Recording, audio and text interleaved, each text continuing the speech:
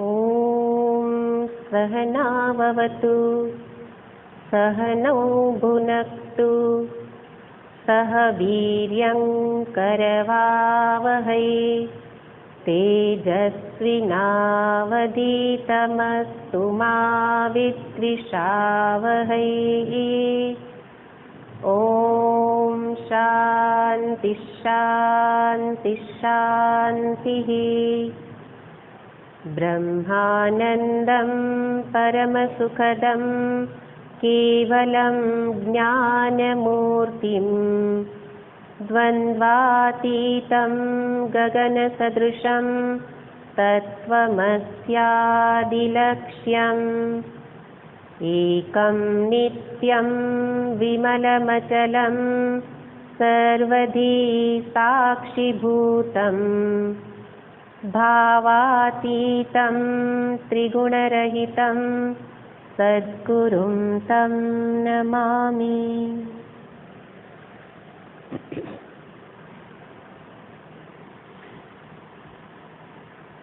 उपदेश सारम ग्रंथनी अंदर श्री रमण महर्षिजी जीवनना लक्ष्यने बतावे छे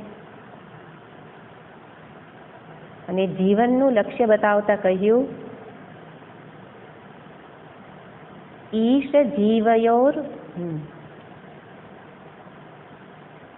जीवनનું લક્ષ્ય બતાવતા આગળના શ્લોકમાં કહ્યું જગત ઈશધી આ જીવનનું લક્ષ્ય છે જગતને ઈશ્વર રૂપે જોવું ધી એટલે બુદ્ધિ પણ બુદ્ધિનો અર્થ નિશ્ચય એટલે જગતમાં સર્વત્ર એક જ પરમાત્મા વ્યાપ્ત છે એવા પ્રકારનો નિશ્ચય થવો જોઈએ અને આ નિશ્ચય એ જ છે પરમની પ્રાપ્તિ માટે આ જીવન મળેલું છે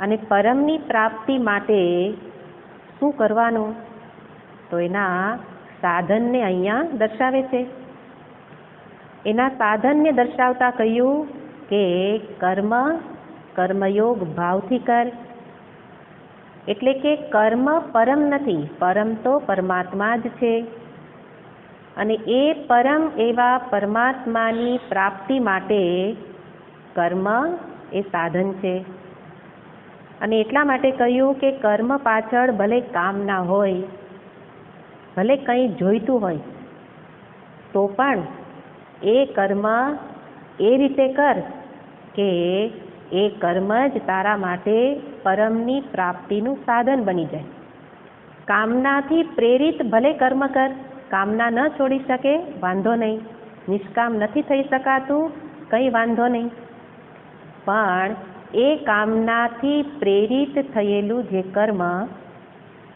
એનું જે ફળ મળે એ ફળને કેવી રીતે ગ્રહણ કર પ્રસાદ બુદ્ધિથી અને એટલા માટે પ્રસાદ ભાવ છે પ્રસાદ ભાવ જ્યારે થઈ જશે ત્યારે પછી એમાં ફરિયાદ નહીં હોય એ કામનાથી પ્રેરિત થઈને ભલે કર્યું કે મારે આ જોઈએ છે હું આટલું ધન કમાઉં મારે એક મોટું મકાન હોય તો ભલે એ રીતે કર્મ કરીએ મોટા મકાનની ઈચ્છા રાખી એના માટે પૈસા ભેગા કર્યા ખૂબ કમાયા અને મોટું મકાન બનાવ્યું પણ પછી જે પ્રવૃત્તિ કર્યા પછી જે કંઈ પ્રાપ્ત થયું મકાન રૂપી ફળ એ ફળનો સ્વીકાર કેવી રીતે પ્રસાદ ભાવથી કે આ ઘર છે એ તારી કૃપાથી પ્રાપ્ત થયેલું છે અને એમાં કદાચ ક્યાંય વાંધા વચકા હોય તો પણ મારે કોઈ વાંધો નથી ફરિયાદ મુક્ત થઈ અને જે મળે એનો સ્વીકાર તો કર્મ જ કરવાના છે શરૂઆત ભલે કામના હોય છતાં પણ ફળમાં જો પ્રસાદ ભાવ આવી જશે તો એ જ કર્મ ઈશ્વરની આરાધના માટે બની જશે તારી શક્તિથી તે કરેલું તે આપેલું છે આ એવો ભાવ એ પણ ઈશ્વરની આરાધના બની જાય અને એટલે એ જ કર્મ ઈશ્વરની આરાધના બની જાય તો એ કર્મ જ બની જશે ભક્તિ. એટલે અહીંયા કાંઈ જે સાધનો બતાવે છે એ કાંઈ સાધનો અલગ અલગ નથી. સાધનો તો એક જ સાધન છે. કઈ રીતે જુઓ છો? કર્મ ઉપર દ્રષ્ટિ છે તો કર્મયોગ, અને ભગવદ ભાવ ઉપર દ્રષ્ટિ છે તો ભક્તિ યોગ. તો કર્મ જ ભક્તિ બની જાય. ક્યારે બની જાય? ફળ ગ્રહણ વખતે ફરિયાદ રહિત, એટલે કે પ્રસાદ ભાવ. અને એ પ્રસાદ ભાવથી ગ્રહણ કરું ત્યારે ભક્તિ બને. ત્યારે ભક્તિનો અર્થ થશે, ભક્તિની ઘણી બધી વ્યાખ્યાઓ આપવામાં આવે. ભક્તિની એક વ્યાખ્યા છે ભાગો ભક્તિ. ભાગ ભક્તિ.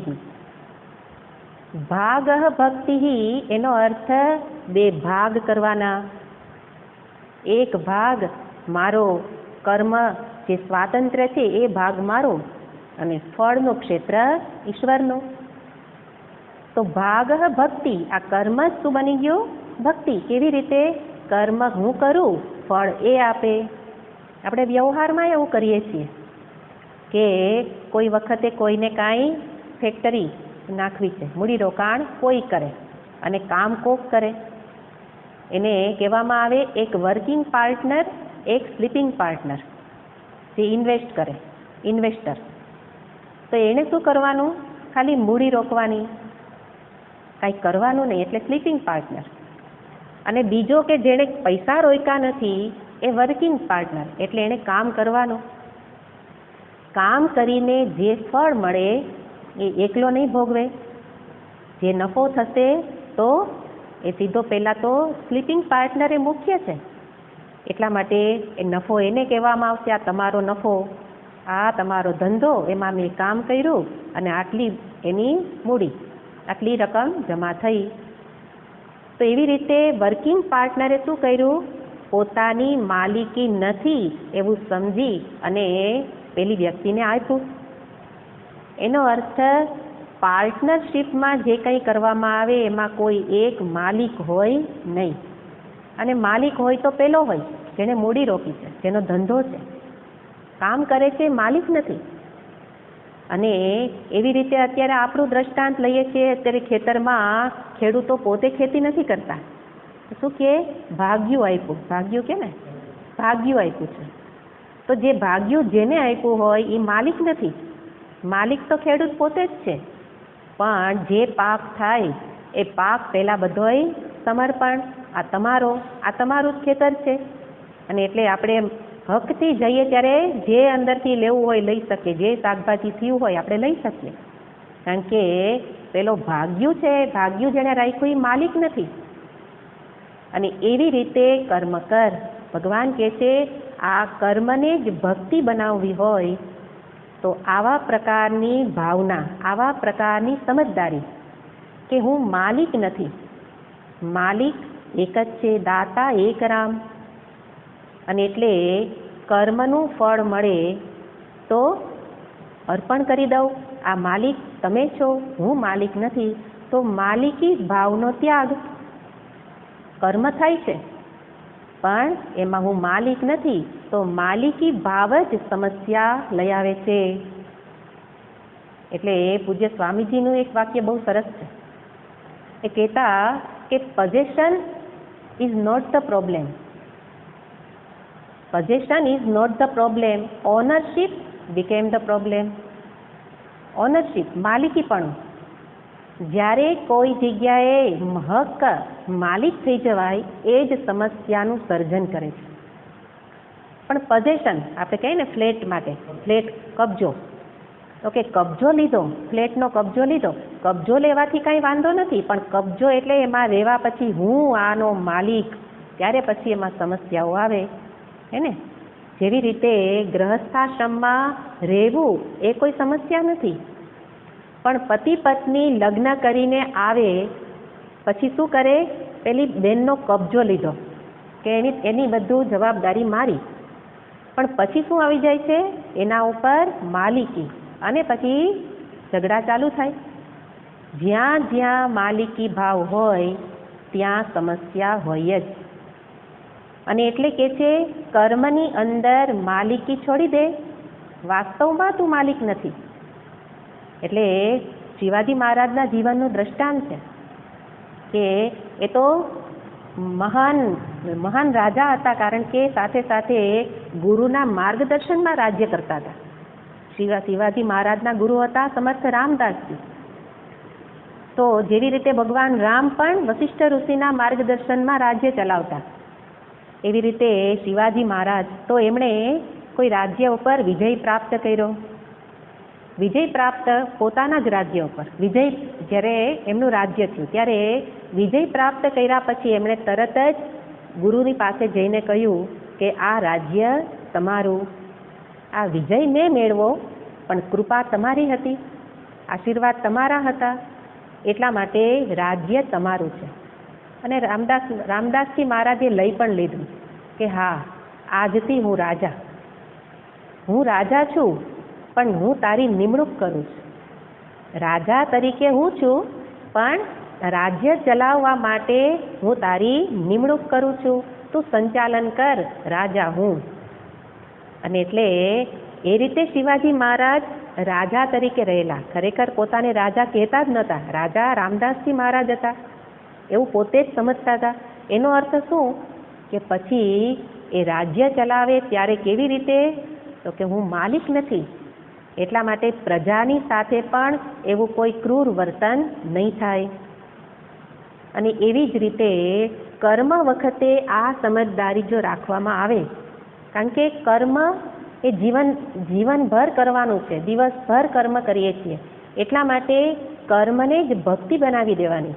ને તો પછી કેટલા જપ કર્યા, કેટલી પૂજા કરી એની ગણતરીમાં લાગી જઈશું, પણ ખરેખર કર્મ જ પૂજા બની જાય. એના માટે આ સમજદારી કે હું કોઈનોય માલિક નથી, હું કમાઉં છું પણ પૈસાનો માલિક હું નથી. એટલે કમાવું ત્યારે જે કંઈ મને પૈસા પગાર પ્રાપ્ત થાય એને પાછળ ભાવના શું કરવાની, આ પ્રસાદ છે, અને પ્રસાદ તો એકલા ખવાય નહીં. પ્રસાદ કણિકા હોય તોય આપણે સાચવીને રાખીએ ને બધાને વેચીએ. એટલે તમે દ્વારકાધીશના મંદિરમાં કે કોઈ જગ્યાએ દર્શન કરવા જાઓ તો ત્યાં માખણ અથવા માખણ મિશ્રી જે કાંઈ મળેલું તો થોડુંક એટલું જ છે, પણ હાથમાં લઈ આવી અને પછી બધાને કે લો માખણ ભગવાનનો પ્રસાદ. અને પછી કહીએ ખરા જેટલું પ્રસાદ હોય એને તો વેચીએ એટલું સારું. એવી સમજદારી આપણી છે જ, પણ એ કર્મથી પ્રાપ્ત થયેલું ફળ એ જો પ્રસાદ બની જાય તો એ પ્રસાદ પણ મારા અંતરમાં આ જ ભાવ લઈ આવે. શું લઈ આવે કે આ પ્રસાદ છે અને એટલે શું કરું, એની વહેંચણી કરું. માખણ બધાને આપ્યું, પોતે પણ પ્રસાદ લીધો છે. એવી રીતે હું જે કંઈ કમાઉં એ મારું નથી. એટલા માટે ખેતરમાં ખેતીકામમાં પહેલાં એવો નિયમ હતો, પહેલાં ભગવાનનો ભાગ કાઢે, બીજો સંતોનો ભાગ કાઢે, પછી બીજા કોઈ ગરીબ ગુરબાનો ભાગ કાઢે, પછી ઘરમાં અનાજ આવતું હતું. અત્યારે ખેડૂતોને આવો સંગ્રામ કરવો નહોતો પડતો. શું કામ એને? કારણ કે બધાના ભાગ નીકળતા હતા. અત્યારે ખૂબ અનાજ ઉગે છે, પણ બધું જ હું કરું ને હું ખાઉં ને હું ભોગવું, અને એ તો કદી પણ પેટ ભરાવાનું જ નથી. પણ પ્રસાદ આટલો ખાવ તોય પેટ ભરાઈ જાય, તૃપ્તિ થઈ જાય. તો એ રીતે કર્મ પાછળથી જે કંઈ મળ્યું એ પ્રસાદ છે, એની બધાના ભાગ કાઢવું, ભાગ કાઢીને ભોગવું, વહેંચીને ભોગવો. તેન ત્યક્તેન ભુંજીતાઃ. અને એવી રીતે તમે જુઓ કે સૃષ્ટિમાં સર્વત્ર આ પ્રક્રિયા ચાલે છે. આપણા શરીરમાં જુઓ, આપણા શરીરની અંદર તમે જે કાંઈ અન્ન મોઢામાં મૂકો છો એ એકલું પેટ હજમ નથી કરતું. પહેલાં જશે પેટમાં જશે અને ત્યાં પ્રોસેસ થઈ અને પછી આખા શરીરમાં આંખને, ચક્ષુને જે કંઈ તત્વની જરૂર એને આપશે, કર્ણને, મસ્તકને, મારા પગને, જ્યાં જેને જેટલી જરૂર એ પ્રકારે આખા શરીરમાં એ અનાજની એ જે શક્તિ છે, તત્વ છે, એ બધે જ વહેંચાઈ જશે. એક સ્થાનમાં થઈ જાય તો રોગનું ઘર થઈ જાય, પણ પેલું તંદુરસ્તી ક્યારે રહે? પ્રસાદ થઈ ગયો ત્યારે. હું ખાવ ને પેટમાં ભરું તો રોગી થઈ જાય. એવી રીતે સમગ્ર સૃષ્ટિમાં જુઓ કે સવારથી સૂર્ય ઉગે છે, ઋતુઓ બદલે છે, સૂર્ય, ચંદ્ર, તારા, ગ્રહ, નક્ષત્ર આ બધા જ બીજા માટે જ કામ કરે છે. તો બીજા માટે કામ કરે છે એનો અર્થ પોતે પ્રકાશ મેળવે છે અને બીજાને પ્રકાશ આપે છે. એટલે સર્વત્ર પ્રસાદ ભાવ જ જોવા મળે છે. એ જ ભાવના જ્યારે હું કર્મ વખતે રાખું ત્યારે એ કર્મ બની જાય ભક્તિ. એટલે કર્મથી ફળ પ્રાપ્ત થાય, કદાચ ઈશ્વર અર્પણ ભાવે નથી થતું. આમ તો બે ફેક્ટર છે એના, પણ ઈશ્વર અર્પણ ભાવે કર્મ નથી થતું તો ફળ આવે ત્યારે તો યાદ કરું કે પ્રસાદ છે, હું માલિક નથી અને એટલે જે મળે એમાં મારે કોઈ ફરિયાદ નથી. પ્રસાદ રૂપે મને જે ભગવાને જે વ્યક્તિ આપી છે એ પ્રસાદ છે. ભગવાન આ બધાય મારા કર્મનું તો ફળ છે. જીવનમાં જે વસ્તુ, વ્યક્તિ, પરિસ્થિતિ મળે એ શું છે? ફળ છે. તો એ બધા જ ફળને કેવી રીતે ગ્રહણ કરવું? પ્રસાદ. ઘરમાં કોઈ વ્યક્તિ અનુકૂળ હોય, કોઈ પ્રતિકૂળ હોય. અનુકૂળમાં તો ભાવ કરવાની જરૂર નથી અને પ્રતિકૂળ તો બે ચાર છે, તો બે ચારમાં જ ભાવ કરવાનો કે ભગવાને આપેલો પ્રસાદ. અને પ્રસાદ એટલે કેવી રીતે પ્રસાદ ભાવ થયો છે? તો કે એની પાછળ આ સમજદારી, મારા જીવનમાં કોઈ ફરિયાદ ન રહે. ફરિયાદી વ્યક્તિ કોઈને ન ગમે અને એટલે બધાયને હું ગમું એવા થવું હોય તો શું કરવું? ફરિયાદ છોડી દો. ફરિયાદ ક્યારે છૂટશે? પ્રસાદ રૂપે ફળ ગ્રહણ કરું, વ્યક્તિનું ગ્રહણ કરું, વસ્તુનું ગ્રહણ કરું અને ત્યારે હું ગ્રહણ કરીશ અને બીજાને આપી પણ શકીશ. જેમ આપણે નૈવેદ્ય ધરાવીએ છીએ, ભગવાનને ભોગ ધરાવીએ તો એને ભગવાનને એવું ન કહેવાય કે ભગવાનને પ્રસાદ ધરાવો. પ્રસાદને ધરાવો ન કહેવાય. જ્યારે ભગવાન પાસે ફળ રૂપી કાંઈ પણ નૈવેદ્ય, તો એને નૈવેદ્ય કહેવાય. ધરાવો છો એ વસ્તુને નૈવેદ્ય કહેવાય અને જ્યારે ધરાવાઈ જાય પછી મને મળે એને શું કહેવાય? પ્રસાદ કહેવાય. પણ આપણે શું કહીએ? પ્રસાદ ધરાવો હે ને. પણ સમજતા તો હોઈએ કે પ્રસાદ છે, ધરાવ્યું ત્યારે જ પ્રસાદ છે, પણ ખરેખર શબ્દ શું છે? નૈવેદ્ય. તો નૈવેદ્ય ધરાવીએ ત્યારે આપણે ભગવાનને 5 કોળિયા 6 કોળિયા જે જમાડીએ અને આપણે જાણીએ છીએ કે ભગવાન એમાંથી કાંઈ ખાવાના નથી, પણ ભગવાન શું લે છે? એમાંથી તમારો ભાવ ગ્રહણ કરે છે. ભાવ ગ્રહણ કરે છે અને પછી એ નૈવેદ્ય શું બની ગયો? પ્રસાદ. એટલે આપણે શું કહીએ? આમ તો ભગવાન ભાવના ભૂખ્યા છે. ભગવાન કે હું ભાવનો ભૂખ્યો નથી, હું ભૂખ્યો જ નથી, હું તો પરિતૃપ્ત છું, પરિપૂર્ણ છું, પણ તારી પ્રસન્નતા માટે હું આ ગ્રહણ કરું છું. અને એવી રીતે પ્રસાદ પ્રાપ્ત થાય તો એનો આનંદ હોય. એવી રીતે આ જીવનમાં જે કંઈ પ્રાપ્ત થયેલું છે એ બધાને કેવી રીતે મારે જોવાનું છે? પ્રસાદ ભાવથી. અને એનો જીવનમાં એનું અભિવ્યક્તિ કેવી રીતે હશે? ફરિયાદ રહિત જીવન. કોઈનાય માટે ફરિયાદ ન હોય. જ્યાં મનમાં કોઈ માટે ફરિયાદ ઉઠે અને વિચાર કરવાનો કે આ વ્યક્તિને પ્રસાદ રૂપે ગ્રહણ કરી નથી. અમુક વ્યક્તિ મારા જીવનમાં એટલે જ આવે છે, મને ઈશ્વરનું સ્મરણ કરાવવા માટે આવે છે, પણ આપણે એના આધારે એમાં શત્રુ ભાવ ઉત્પન્ન કરી દઈએ. પણ વાસ્તવમાં કોઈ શત્રુ નથી, બધા ઈશ્વરની અભિવ્યક્તિ છે. અને મારા જીવનમાં મળ્યો એ આ રીતે, આવી રીતના જ્યારે કર્મ કરું અને આ સમજદારી, આ ભાવ પણ નહીં, સમજદારી છે. અને એટલે આ સમજદારી જ શીખવાની છે. અને સમજદારી કોણ શીખવે છે? સત્સંગ. આ સત્સંગ એ મને સમજદાર બનાવે. સત્સંગ કર્યા પછી જીવનમાં પરિવર્તન આ રીતે આવે કે જીવન કેવું બની જાય? ફરિયાદ રહિત. જે લોકો સાથે પેલા અણબનાવ થતા હતા એ જ લોકો હવે વાલા લાગવા લાગે, ગમવા લાગે. સત્સંગમાં આવનારા કેટલાક લોકો મને કહેતા પણ હોય છે કે જે વ્યક્તિ સાથે મને બનતું નહોતું, ફાવતું નહોતું, આજે મને એની સાથે રહેવું ગમે છે.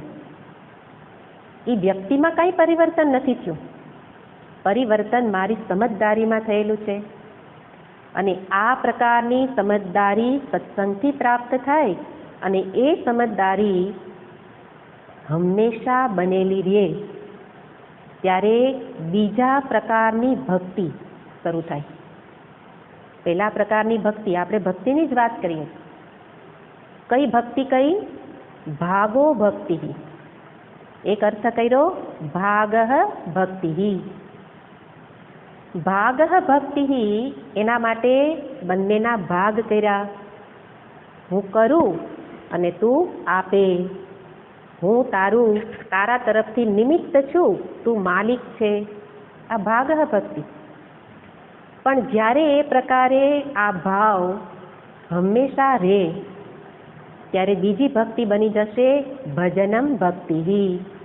ભજન ભક્તિનો બીજો અર્થ છે ભજનમ સેવનમ. ભજનમ સેવનમ. સેવનમ રસનમ. ભજનનો અર્થ મંજીરા વગાડવા મળશે એવું નહીં, પણ આવી સમજદારી જે આગળ જોઈએ એ પ્રકારે, એવા પ્રકારની જેની માનસિક સ્થિતિ, આંતરિક સ્થિતિ, તો ત્યારે પછી એના જીવનમાં વાસ્તવમાં ભજન થશે. કારણ ભજનનો અર્થ કર્યો રસનમ. ભગવાનમાં રસ પડે. સાચા રસથી ભગવાનનું કાર્ય કરશે.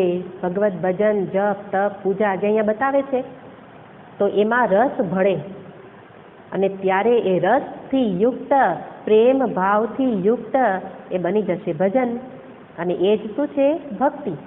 પછી કર્મ જ ભજન બની જશે. કારણ કે કર્મ વખતે જ હળવા ફૂલ છીએ, કોઈ ચિંતા નથી કયું ફળ મળશે ને શું મળશે ને નહીં મળે તો કાંઈ ચિંતા નથી.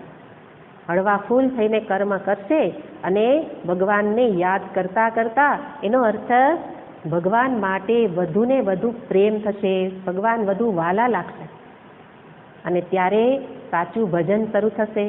ભજનમ રસનમ. અને એવા કેટલાક ભગવત સંબંધી કાર્યો એના જીવનમાં વધશે. કારણ કે નિયમ છે, જેના માટે પ્રેમ હોય એના માટે વિશેષ કામ થવા લાગે. ઘરમાં તમે જુઓ કે બાળકો માટે પ્રેમ હોય તો આખો દિવસ કોની પાછળ જાય છે? બાળકો પાછળ. એવી રીતે જેના માટે પ્રેમ હોય એના માટે વિશેષ કર્મ થશે. તો હવે જ્યારે ભજન એટલે રસન, પ્રેમ, ભગવાન માટે જ્યારે પ્રેમ જન્મો ત્યારે પછી ભગવત સંબંધી કર્મો વિશેષ થવા લાગશે. બીજા કર્મમાં પણ એનું સ્મરણ રહેશે અને બીજા વધુને વધુ ભગવાન સાથે રહું એવું એનું મન થશે. અને એવા કર્મ બતાવ્યા પૂજન.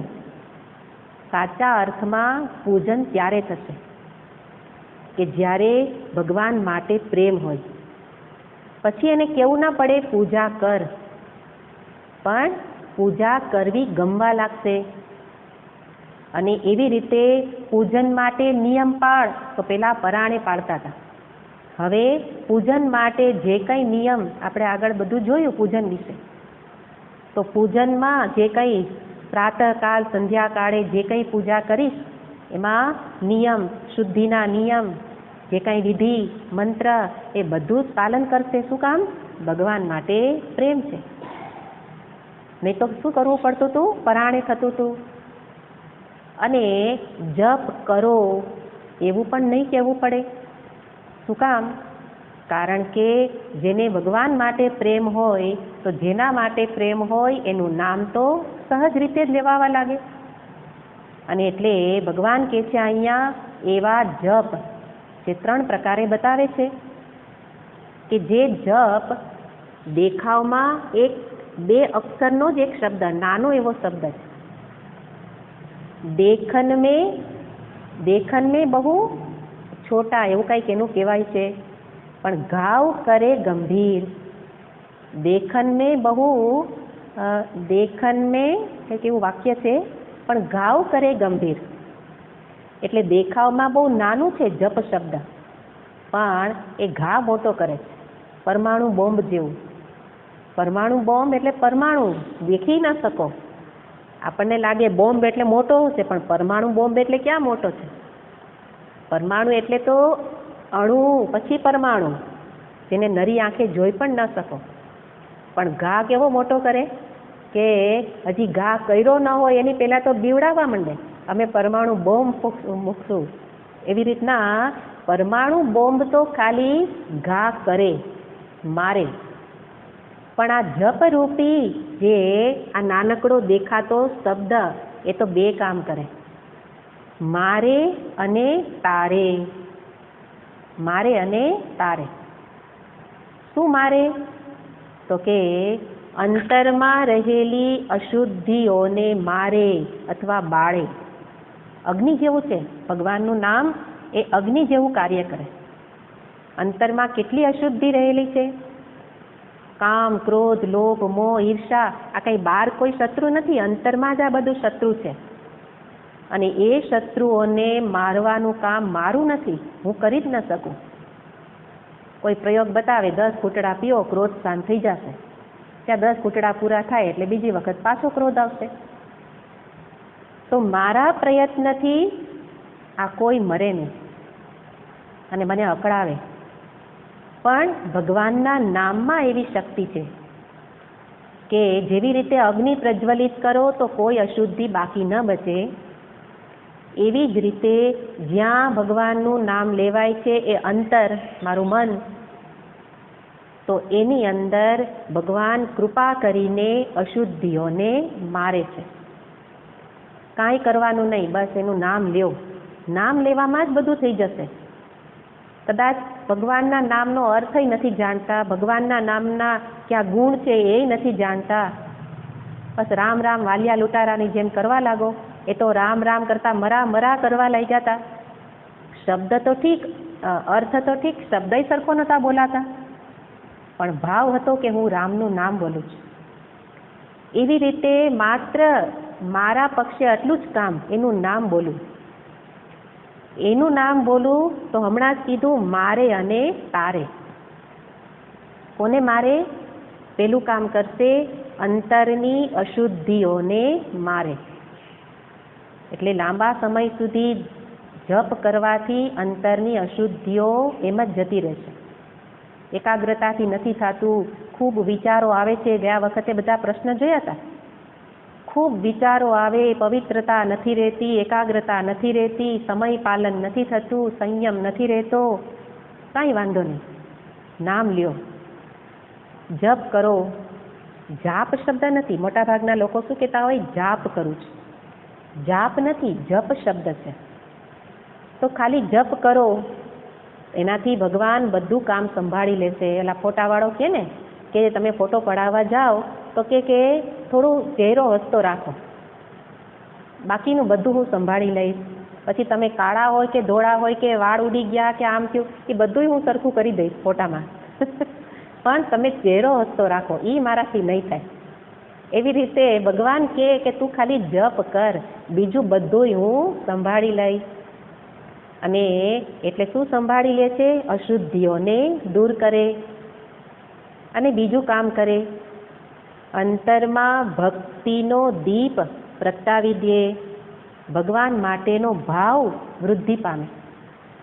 ભક્તિનું બીજ એ તો જપથી હતું જ, પણ બીજ હવે મોટું વૃક્ષ બની જાય. એટલે કે હવે ભગવાન જ કેન્દ્રમાં આવી જશે. તો બે કામ કર્યા કે એક અશુદ્ધિઓને બાળવાનું અને ભગવાનનું મહત્વ વધારવાનું. કેન્દ્રમાં કોણ હશે હવે? ભગવાન. એના માટે ભાવ વધશે. તો જો અર્થ જ્ઞાન વિના પણ તમે કદાચ નારાયણ નારાયણ કરો, પણ નારાયણનો અર્થ નથી ખબર, એમને નામ લઈએ છીએ, તો કહેવામાં આવે છે કે અર્થ જ્ઞાન વિના પણ આ બે કામ તો કરશે જ. અશુદ્ધિને મારવાનું અને તારવાનું. પણ ત્યારે કેવું કામ હશે? નહીતર એમ થાય ને કે અર્થને જાણીને ને અર્થ જાણ્યા વિના સરખું જ ફળ મળે તો અર્થ શું જાણવાનો? બેયનું ફળ મળે પણ થોડું પહેલામાં વધુ છે, લાભ વધુ છે. અર્થ જાણ્યા વિના તમે ભગવાનનું નામ લ્યો તો ત્યારે શું થશે? તો કે ત્યારે એ જે કંઈ અશુદ્ધિઓને બાળવાનું કામ છે એ કેવું થશે? બાદબાકીનું. અશુદ્ધિ બાદ થતી જશે અને પેલો ભાવ એ સરવાળાનું કામ કરશે. સરવાળો ભગવાન માટેનો ભાવ વધતો જશે. 1+1+1+1 તો 4 થઈ ગયા. એકમાંથી કેટલા થઈ ગયા? 4. એવી રીતે બાદ કરતા અશુદ્ધિઓ ઓછી થવા લાગશે. પણ સરવાળા બાદબાકી એ થોડું ધીમું કામ કરે. આપણે ભણવામાં આવતું હતું કે સરવાળાનું ટૂંકું રૂપ કયું છે? ગુણાકાર. અને બાદબાકીનું ટૂંકું રૂપ કયું છે? ભાગાકાર. તો જો અર્થ સહિતનું મંત્ર જપ હશે તો ત્યારે ગુણાકાર અને ભાગાકારનું કામ કરશે. અશુદ્ધિઓ ફટાફટ દૂર થવા લાગશે. પેલી બાદબાકી તો કેટલી બધી કરો ત્યારે ઓછું થાય, જ્યારે આમાં તો સીધો ભાગાકાર અને અશુદ્ધિઓ એટલે જન્મારાનું કામ એક જન્મમાં કરી દે અને એક જન્મનું કામ થોડા વર્ષોમાં કરી દે. ભગવાનને અર્થ સહિત જાણતા હોઈએ, એને ગુણ સહિત જાણતા હો તો આ એનો લાભ છે. અને પેલા ભગવાનના ભાવમાં ગુણાકાર થતો જ જશે. એટલે કે દિવસે ને દિવસે ભગવત ભાવમાં વૃદ્ધિની વૃદ્ધિ થતી જશે અને અંતે ભગવતમય જીવન થઈ જશે. જીવન એટલે આપણું મન. કારણ કે અશુદ્ધિ બધી દૂર થઈ ગઈ. હવે બાકી કોણ બચે? હૃદય સિંહાસન ઉપર ભગવાન બિરાજે. અને ત્યારે પછી એને કહેવું ન પડે કે તું આ જપ કર, તું આ પૂજા કર. પછી શું થઈ જાય? સહજ જ થઈ જાય. અને ત્યારે એ જપ કેવા થવા લાગશે? સતતમ કીર્તયંતઃ. ત્યાં 3 શબ્દ પ્રયોગ ભગવાને ગીતાજીમાં કર્યા છે. સતતમ કીર્તયંતો મામ યતંતશ્ચ દ્રઢવ્રતાઃ. આવો બની જશે. ગુણાકાર ભાગાકાર થઈ જશે ત્યારે ભગવાન સાથે જે સતત જોડાઈ જાય ત્યારે સતત જોડાઈને શું કરશે? કીર્તન. ભગવાન માટે જ એ કીર્તન એટલે એના જ ગુણગાન, એના જ નામ સ્મરણ, એમાં જ એનું ચિત્ત. બહારથી કર્મ તો કરશે જ, પણ નરસિંહ મહેતા જેવી સ્થિતિ કે જ્યાં કોઈ બોલાવે ને ત્યાં ભગવાનનું ભજન થવા લાગે. ત્યાં 2 વ્યક્તિ વાતો કરવા આવે અને તરત ભગવાન સંબંધી જ વાતો થવા લાગે. કારણ કે સતત કીર્તન છે આ. સતત ભગવાન સાથે ચિત્ત આ રીતે જોડાય. યતંત પણ એમને નહીં જોડાય. ભગવાન કહે છે કે સતત કીર્તન તો કરવાનું છે. કીર્તન એટલે સ્મરણ. પણ કેવી રીતે? યતંત. એમને નહીં થાય, પ્રયત્નપૂર્વક થશે. શું પ્રયત્ન કરવાનો મારે? આ રીતે થોડી વારના જપ જ સતત થવા લાગે. સતત ભગવત સ્મરણ બનાવવા માટે પ્રયત્ન. શું પ્રયત્ન કરવાનો? તો કે છે દૈવી સંપત્તિનું અર્જન કર, સાત્વિકતા લાવ. જીવનમાં વધુને વધુ સાત્વિક કર્મ કર. કર્મ તો કરવાના જ છે. કેવા કર્મ કરીશ હવે? સાત્વિક કર્મ. જીવનમાં સાત્વિક કર્મ, સાત્વિક ભાવ. કોઈના માટે ઉલટું વિચારવું નહીં, વાણીથી કોઈ માટે ઉલટું બોલવું નહીં, મનથી કોઈના માટે ઉલટા વિચાર નહીં અને હાથથી કોઈના માટે કાંઈ ઉલટા કર્મ કરવા નહીં. આ છે સાત્વિક કર્મ. અને એટલે દૈવી સંપત્તિ. દૈવી સંપત્તિ અભયમ તત્વ સંશુદ્ધિ. આ બધી ગીતાજીમાં ઘણી બધી આપણે જેને ક્ષમા, દયા ઇત્યાદિ કહીએ છીએ. તો રોજ રોજ આવા ગુણોની વૃદ્ધિ કર અને એના માટે તારે પ્રયત્ન કરવો પડશે. એટલે કે તારી વિચારધારામાં પરિવર્તન કર. અત્યારની વિચારધારા કેવી છે? બેઠા હોય તો કે આપણને જે બાજુ આપણું મન ખેંચી જાય તો ખેંચાઈ જાય, હે ને? તમે સત્સંગ કરતા હો તો તમે તમારા મનને જુઓ જ છો કે ઘરમાં બેઠા હો તો વધુ પ્રયત્ન રાખવો પડે, અને સામે બેઠા હોય તોય મન તો ખેંચી જ જાય છે. તો વિચારધારા બદલવી પડશે, અને વિચારધારા માટે આ નિયમિત સત્સંગ શું કરે છે? મારી વિચારધારાને બદલે છે. એટલા માટે પ્રયત્ન અહીંયા કરવાનો, વિચારધારામાં પરિવર્તન, અને એના આધારે શું થશે? વ્યવહારમાં પરિવર્તન, અને એના આધારે જીવન પરિવર્તન. આ યતન છે. નહીં તો વર્ષો સુધી સત્સંગ કર્યો હોય પણ વિચાર તો આપણી માન્યતા મુજબ જ ચાલતા હોઈએ. આમાં પણ જપ વિશે કંઈ કહ્યું હોય પણ આપણે જુદી રીતે કરતા હોઈએ તો આપણે શું કરીએ? એ બરાબર કરવાનું તો એમ જ સાંભળી લઈએ, પણ કરવાનું તો કરતા હતા એમ, તો પરિવર્તન ન થાય. એટલે પહેલાં વિચારધારા બદલવી જોઈશે, અને ખાલી વિચાર બદલવાથી કામ નહીં ચાલે, વ્યવહારમાં લાવવું પડશે, વ્યવહાર પરિવર્તન. અને સાથે સાથે વ્યવહાર બદલતા જાય એમ જીવન પણ બદલતું જશે. તો આવી રીતે યતંત કરવાથી કોણ કરી શકશે? ભગવાન જ પોતે માર્ગદર્શન આપે. દ્રઢવ્રતાઃ, જે દ્રઢ વ્રતધારી હોય એ જ પ્રયત્ન કરી શકે, અને એ જ સતત કીર્તન કરી શકે. દ્રઢ વ્રત કેવી રીતે? તો કે સંકલ્પ નિયમપૂર્વક કર. એક નિયમ ધારણ કર કે જપ કરવા છે તો આટલા જપ કરીશ. જપ પૂર્વે કાંઈ મોઢામાં નાખીશ નહીં. આ નિયમ ઘણા બધા લેતા હોય, અથવા તો જે કંઈ પોતાને અનુકૂળ આવે એવા કોઈક નિયમ જ સાધકનું રક્ષણ કરે, એને એક સ્થાનમાં ટકાવી રાખે. આપણે સત્સંગ શરૂ કર્યો હોય પણ ઘણા બધાએ નિયમ નથી રાખ્યા, એટલે પછી શું કરે? હવે રેકોર્ડિંગ આવે છે, હમણાં જ કહેતી હતી ને કે રેકોર્ડિંગ આવવા માંડ્યું એટલે લોકો હવે શું કરવા લાગ્યા કે હવે 5 વાગે શું બેસવું હતું, આપણે આપણા ટાઈમે કરશું. નિયમ નથી, અનિયમિત જીવન. એટલે પછી સત્સંગ જેવી વસ્તુ પણ આપણે એમાં પણ અનિયમિત થઈ જતા હોઈએ. કોઈ કારણ આપણા મનમાં જ છે. બહાર તો કોઈક જ દિવસ કારણ આવે, કારણ કે પેલું આ સામે બેસીને તો ચાલીને કે ગાડીમાં કે સમયે આવવું પડે, એટલે પેલો વિકલ્પ તો અત્યારે કોરોનાએ આપણને આપી દીધો કે આવવાની જરૂર નથી.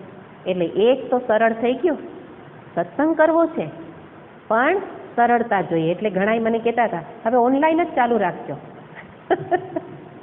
કોણ એવું કહે? જેને કાંઈ કષ્ટ વિના ભગવાનને મેળવવા, એ મળે જ નહીં. આ સામે બેઠા છે ને એને ઉર્જા મળે છે, આ શબ્દોની ઉર્જા સામે બેઠા છે ને મળે છે. મોબાઈલમાં ઉર્જા શેની આવે? તમારી ઉર્જા આવે, અહીંથી બોલેલા શબ્દોની ઉર્જા ન આવે. પણ અત્યારની પરિસ્થિતિ છે એટલે આ એક સરળતા આપણે કરી દીધી. હવે એમાં બીજી સરળતા એવી રેકોર્ડિંગ. એટલે શું? 5 વાગ્યે સમય અમે ન કાઢી શકીએ તોય કાઢવો નથી. શું કામ? રાત્રે સૂતા સાંભળશું અને પછી સરસ ઊંઘ આવી જાય. આપણું સત્સંગ પાછળનું તમે જુઓ કે આપણું મન શું કામ કરે? સંકલ્પ જ નથી, નિયમ જ નથી. એ વ્યક્તિ તમે કદાચ એને સામે બેસીને કાનમાં કહો ને અને આમ પરાણે બેહાડીને રાખો તોય ન કરે, કારણ કે નિયમ નથી લીધો. નિયમ લીધો હોય તો પછી તમને કોરોનાય ન રોકી શકે. કોરોના હોય કે ન હોય, મને કોઈ ન કાંઈ કરી શકે, હું સામે બેસીને સાંભળીશ તો આટલા લોકો કરે જ છે. પણ કદાચ ગભરાઈએ છીએ તો ઘરે બેસો, પણ ઘરે તો નિયમથી બેસીએ. કે અઠવાડિયું તો કરતા નથી, અઠવાડિયામાં 3 દિવસ, અને એમાંય પાછા આપણે સમય ન કાઢી શકીએ તો આપણે ભગવત પ્રાપ્તિના અધિકારી નથી જ. એ સમજી રાખજો, નથી જ. કારણ કે દ્રઢવ્રત નથી. ભગવાન તો પેલી શરત કરે છે, દ્રઢવ્રતાઃ, વ્રત ધારણ કરો, નિયમ નક્કી કરો. આ સમયે તો બેસીશ જ.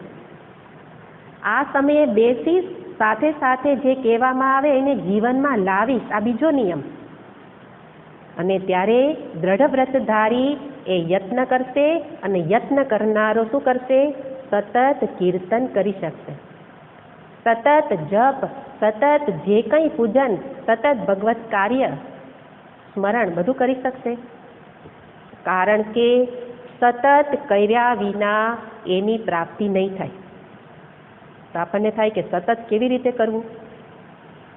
સતત કરવાનું તો મનમાં કામ કરતી વખતે તો કામ જ યાદ આવે છે, અને કામ યાદ ન આવે તો કામ સરખું થાય નહીં. એટલા માટે ભગવાનની પાસે 5 મિનિટ બેસી લઈએ એટલે ઘણું, એટલે તૃપ્ત થઈ ગયા, અધવચ્ચે અટકી ગયા. પણ સતત સ્મરણ સંભવ છે. એક નાની એવી વાર્તાથી, આ વખતે વાર્તા કરી હતી, કિચુડ કે કોઈએ પ્રશ્ન કર્યો કે વિચારો ચાલતા હોય તો શું કરવું?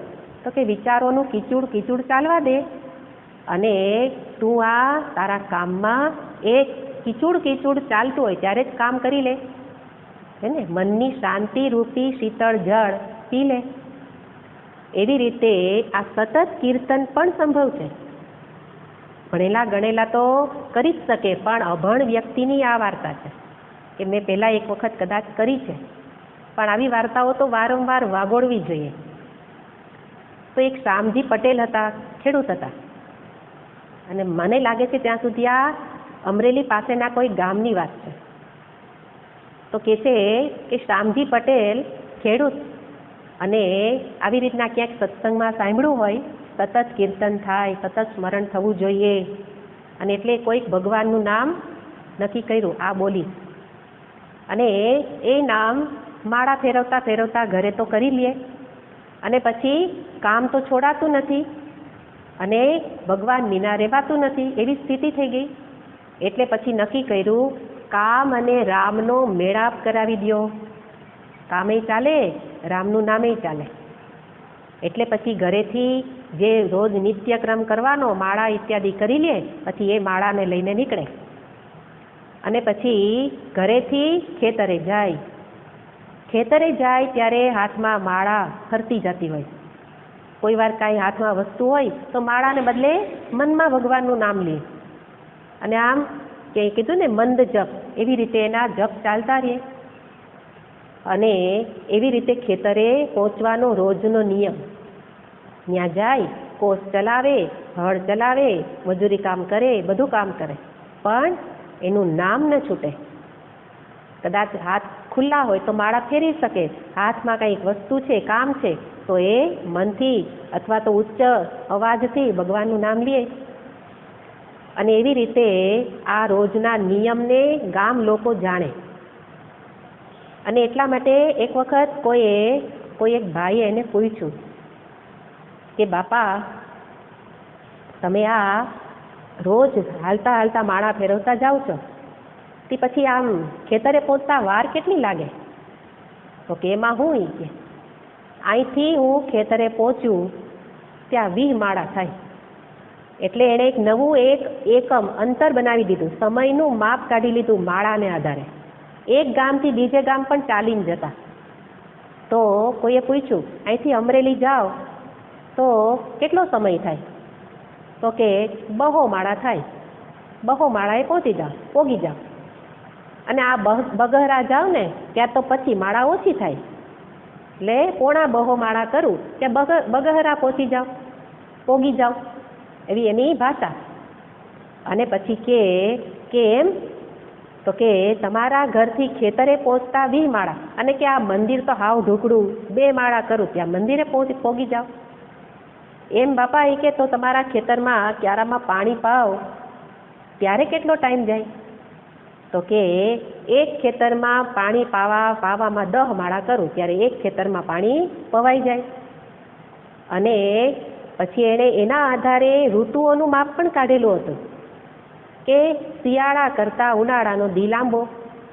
કેટલો લાંબો? તો કે 200 માળા જેટલો લાંબો. હે ને?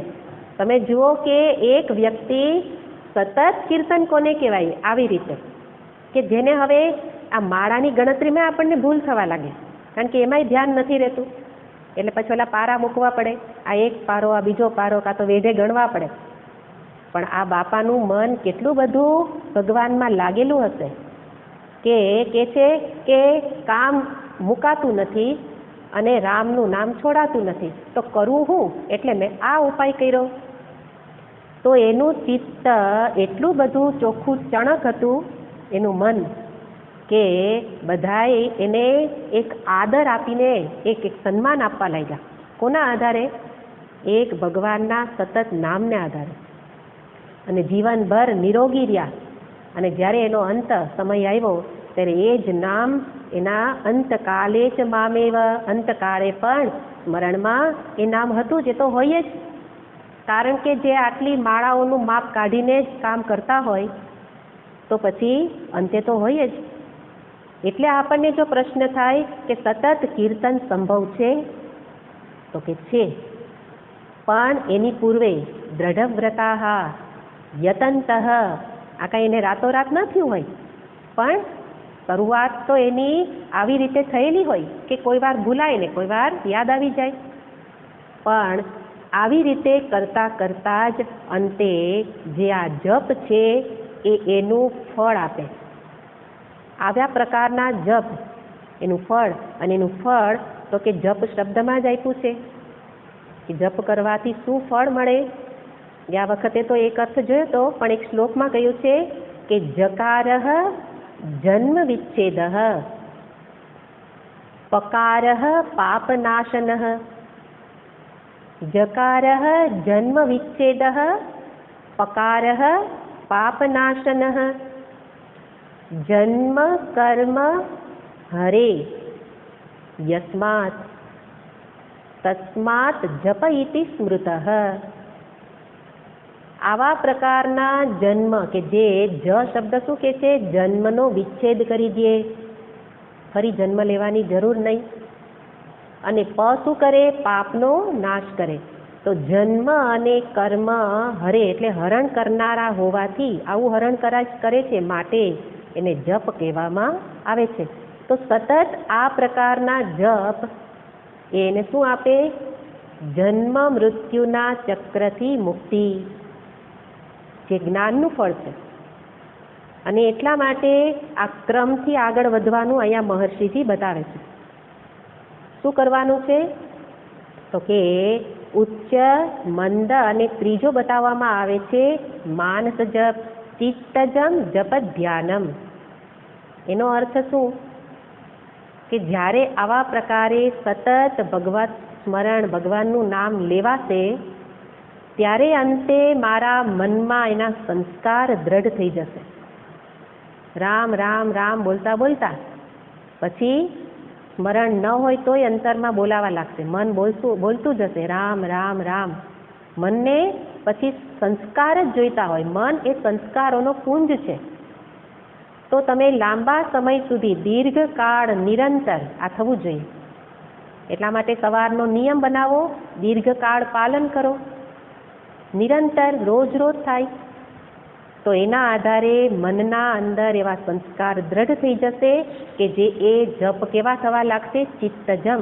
એટલા માટે માનસિક જપ કરવાના ન હોય, માનસિક જપ થઈ જાય. ક્યારે થાય? જેટલા સંસ્કાર જલ્દી દ્રઢ થાય. તો માનસ જપ એક પ્રકારનું અહીંયા મહર્ષિજી કહે છે કે ધ્યાન છે. કેવી રીતે? તો કે જ્યારે હું બોલું રામ રામ રામ રામ, તો ત્યારે મનમાં આ રામ રામ રામ બોલાય છે. ત્યારે મનની અંદર સાથે સાથે આ પ્રકારની સમજદારી પણ છે કે જે મંત્ર બોલાયા રામ રામ, નામ લીધા, તો રામની પૂર્વે પણ એને શાંતિનો અનુભવ થશે, બે નામની વચ્ચે પણ શાંતિનો અનુભવ થશે, અને રામ શબ્દ પૂરો થાય પછી પણ શાંતિમાં રામ શબ્દ લીન થશે. અને ધ્યાન પણ શું છે? મનને લીન કરવાનું. તો મનમાં આ પ્રકારે રામ રામ રામ થતા જશે, એમ એ શાંતિમાં ધીરે ધીરે લીન થવા લાગશે. અને અંતે એ શાંતિનો પેલા સાક્ષી બનશે, દ્રષ્ટા બનશે કે આ શાંતિને હું અનુભવું છું. શાંતિમાંથી જ રામ શબ્દ ઉત્પન્ન થયો, અથવા કોઈ પણ આપણે જે મંત્ર કરીએ એ મંત્ર ઉત્પન્ન થયો. શાંતિમાં જ બે મંત્રની વચ્ચે પણ શાંતિ છે, અને એ જ મંત્ર પૂરો થયા પછી પણ શાંતિ. તો માનસ એટલે ચિત્તજમ જપ. ચિત્તજમ જપ એટલે આ પ્રકારે મનમાં જપ થાય ત્યારે જપ શું બની જશે? ધ્યાનમ. એ શાંતિનું ધ્યાન કરવા લાગશે, અને એ સાક્ષી જ અંતે પોતાને ઓળખવા લાગશે કે એ શાંતિ એ તો મારું સ્વરૂપ છે. સ્વરૂપ એટલે હું જ છું. અને ત્યારે ધ્યાન શું થશે? શાંતોહમ. શાંતોહમ. ક્યારે ધ્યાન થયું? આ જપ કરતા કરતા જપની એવી ઉચ્ચ અવસ્થા આવી ગઈ કે ત્યારે જપમાં રહેલી શાંતિને અનુભવવા લાગ્યા. અને પછી અંતે જે શાંતિની શોધ, પહેલા દિવસનું પ્રવચન, આપણું લક્ષ્ય શું છે? પરમ શાંતિ જોઈએ. એટલે પછી કહે તું બોલમાં શાંત થા, મારે શાંતિ જોઈએ. તું આમ બહાર જા, મારે શાંતિ જોઈએ. એમ શાંતિ ન મળે. શાંતિ મેળવવા માટેના આ ક્રમ બતાવ્યો કે આ રીતે જેમ જેમ અંતર્મુખતા એકાગ્રતા વધતી જશે એમ એમ શાંતિ અંતરમાં જ છે. એ શાંત એ મારું સ્વરૂપ જ છે એ અનુભવ થવા લાગશે, અને એ જ બની ગયું ધ્યાન. એટલા માટે અહીંયા ચિત્તજમ જપ ધ્યાનમ એવું કહેવામાં આવ્યું કે આવા પ્રકારે જે જપ ધ્યાન, તો ભગવાન અહીંયા જપને ધ્યાન કહી દીધું, અને ભગવાન ગીતાજીમાં જપને યજ્ઞ કહી દે છે. યજ્ઞાનામ જપ યજ્ઞોસ્મિ. બધાને જપ સાથે જોડી દેવામાં આવે. ધ્યાન સાથે જપ, યજ્ઞ સાથે જપ. એટલે ભગવાન કહે છે બીજા યજ્ઞ કરતા કે છે યજ્ઞાનામ જપ યજ્ઞ અહમસ્મિ. હું છું એનો અર્થ શ્રેષ્ઠ હોય એ જ હું હોઉં. ઘણા બધા વૃક્ષોમાં પીપળો હું છું એનો અર્થ પીપળો શ્રેષ્ઠ છે. એવી રીતે ઘણા યજ્ઞો છે, એની અંદર જપ યજ્ઞ શ્રેષ્ઠ છે. તો શું કરવાનું? જપ કરવાનો ને યજ્ઞ કરવાનો, આહુતિ આપવાની? તો કે નહીં. અહમ ક્રતુઃ યજ્ઞમ સ્વધા અહમ ઔષધમ અહમ મંત્ર અહમ. તો ત્યાં મંત્ર હું એવું કહી દીધું. એટલે કે યજ્ઞમાં જે કંઈ કરવામાં આવે છે એ બધું હું જ, અને એમાં આ જપરૂપી યજ્ઞ આ રીતે ચાલે. શું કામ? જપ યજ્ઞ શ્રેષ્ઠ છે. જપ યજ્ઞનો અર્થ કરવાનો જપ કરવા, યજ્ઞરૂપી ક્રિયા નહીં. પણ જપને યજ્ઞનું નામ આપ્યું કારણ પેલા યજ્ઞ કરતા જપ યજ્ઞ એટલે શ્રેષ્ઠ છે કે બીજા યજ્ઞમાં તમારે દ્રવ્ય જોઈએ, કોઈક વિધિનું પાલન કરવાનું થાય, મંત્ર બોલવાના હોય, 3 વસ્તુ જોઈએ, અને એ ત્રણેયમાં અશુદ્ધિની સંભાવના છે. એમાં કોઈક હિંસાની સંભાવના છે. અહિંસક યજ્ઞ હોય જ નહીં.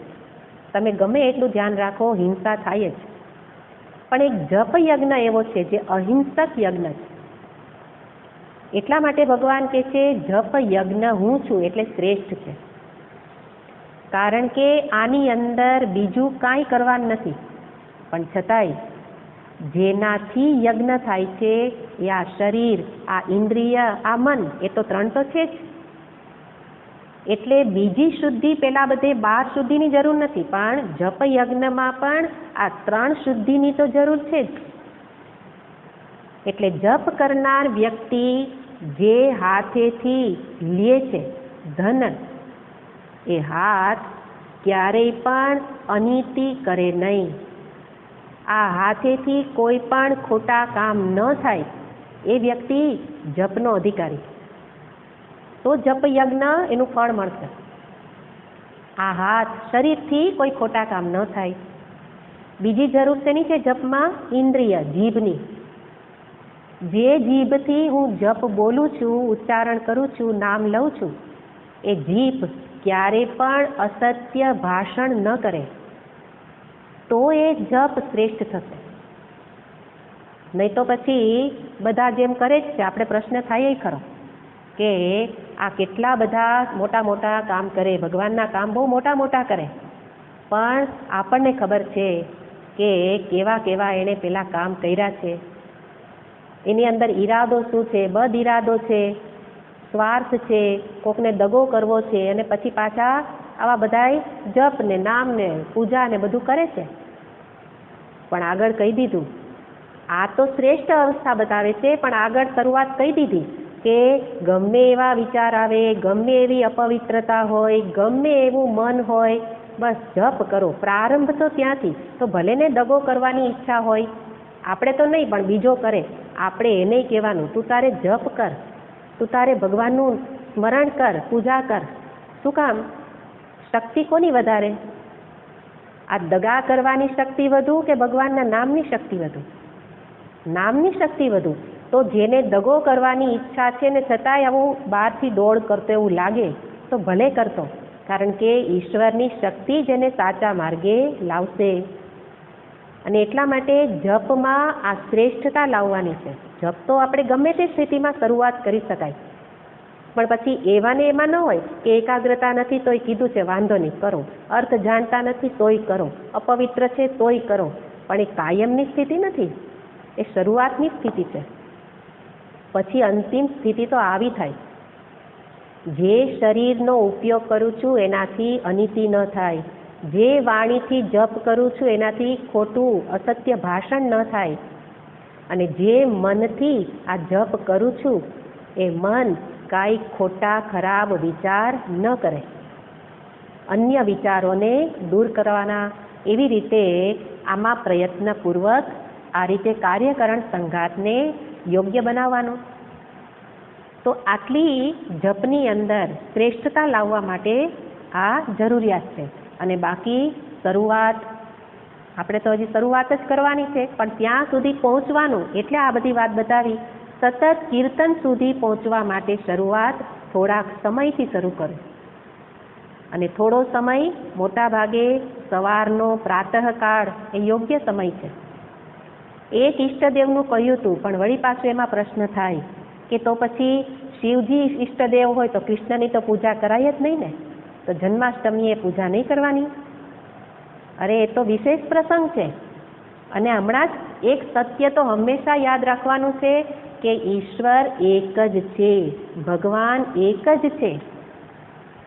પણ તારે જ્યારે પૂજા કરવાની છે, રોજ આ નિત્યક્રમની વાત છે, રોજ જપ કરવાના છે, રોજ પૂજા કરવાની છે, ત્યારે એક ભગવાનને એટલા માટે કે તારી એકાગ્રતા બને.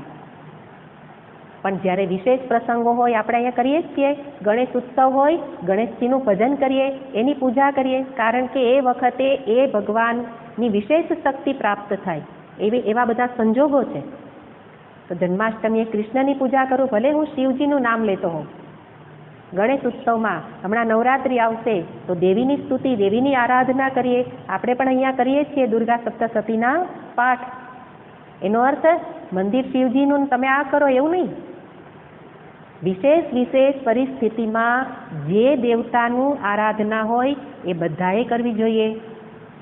પણ ઈષ્ટદેવની ને મંત્રની વાત આવે ત્યારે રોજ કરવાના નિયમમાં આ વસ્તુને યાદ રાખવાની. પછી તો કે જે અનેક વર્ષોથી તમે જે જપ કરો છો એ જ કરવાનો. જે ઈષ્ટદેવ છે એ જ ઈષ્ટદેવ હોય, એમાં ક્યાંય શંકા સંશય રાખવાના નહીં કે આ મંત્ર કરાય કે આ મંત્ર કરાય, કયો મંત્ર કરું, જે કરો છો એ બરાબર. શંકા સહિત કોઈ મંત્ર જપ ન હોય, શંકા સહિત કોઈ ઈષ્ટદેવ ન હોય. આ બધાનું પ્રયોજન સમજી રાખવાનું કે પોતાના માટે છે. અને હું તો આવનારા બધા લોકોને કહું છું, તમે જે કરો એ બધું તમારા માટે છે. તમે કોઈ મહાત્માઓ માટે નથી કરતા, તમે કોઈ ભગવાન માટે નથી કરતા, પણ તમારી અંતર્મુખતા, એકાગ્રતા વધે, આ એનું પ્રયોજન. અને એટલા માટે આ જે કંઈ નિયમ બતાવ્યા એ નિયમને સામે રાખવા.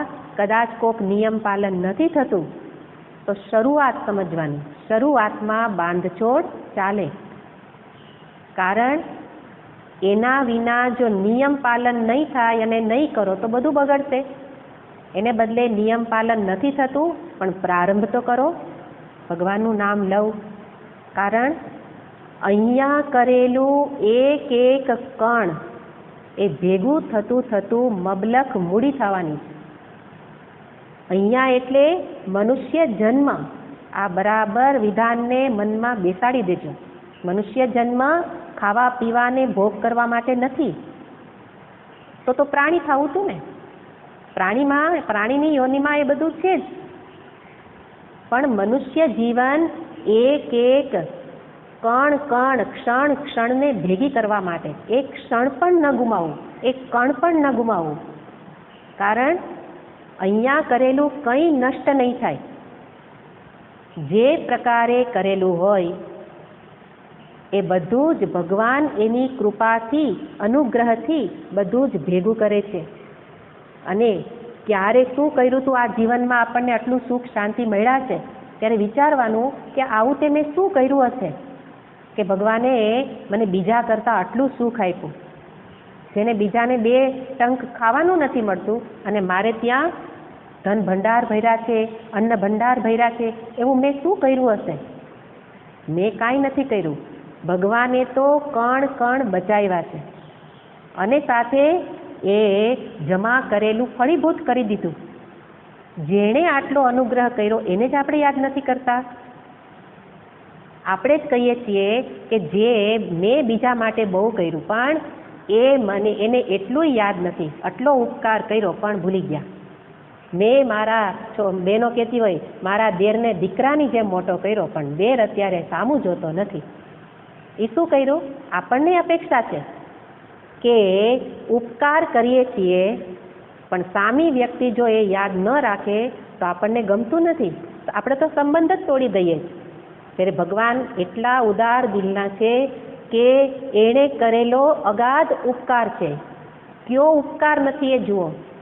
જન્મ થયો ત્યારથી લઈ અને મૃત્યુ પર્યંત ક્ષણે ક્ષણે એના ઉપકાર છે. અને એ ઉપકારને ભૂલી અને આપણે શું કરવા લાગ્યા? આ તો મેં ઉપાર્જન કર્યું છે, આ બાળકોને તો મેં મોટા કર્યા છે, આટલું તો ઘર મેં બનાવ્યું છે. અને એટલે ઓલો બેઠો બેઠો જુએ જ છે કે આપ્યું મેં અને બધું ટોપલો માથે ઓઢી લે છે. ઉપકાર તો કરેલો યાદ નથી કરતો, પણ સામે પોતે કંઈ કરતો નથી, પણ ખાલી હુંના ફૂફાડા માર્યા કરે છે.